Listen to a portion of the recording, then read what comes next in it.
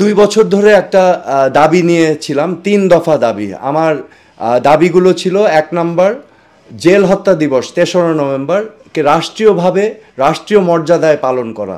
দ্বিতীয় দাবি ছিল আমাদের মহান মুক্তিযুদ্ধ একটা নির্বাচিত সরকারের লেজিটিমেসির আন্ডারে বা একটা আইনগত ভিত্তি দিয়ে সরকার গঠন করে সেই সরকারের নেতৃত্বে আমাদের মহান মুক্তিযুদ্ধ হয়েছিল এবং সেটার স্বীকৃতি দিয়ে আমার দাবিতে আছে 10ই এপ্রিল যেদিন এই সরকার গঠন হয়েছিল সেই দিনটাকে রিপাবলিক ডে হিসাবে পালন করা।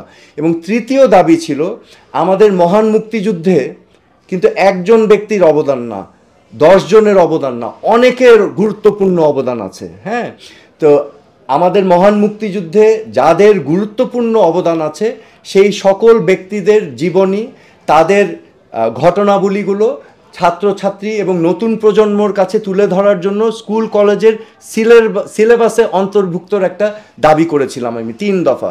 এবং এখনও আমার এই দাবি আছে, এটা আমার কোনো ব্যক্তিগত স্বার্থ নেই, ছোট হয়তো আছে, আমিও হয়তো চাই যে আমার বাবার কিছু একটু স্বীকৃতি হোক, এটা তো চাওয়া অন্যায় না, তাই না?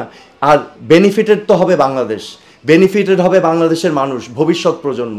সো সেই জন্য এই 3 দফা দাবি আমার ছিল, কিন্তু আনফর্চুনেটলি এই দাবি এখন পর্যন্ত বাস্তবায়ন হয় নাই। ইনশাল্লাহ ভবিষ্যতে যদি হয়, আপনারা সবাই দোয়া করবেন।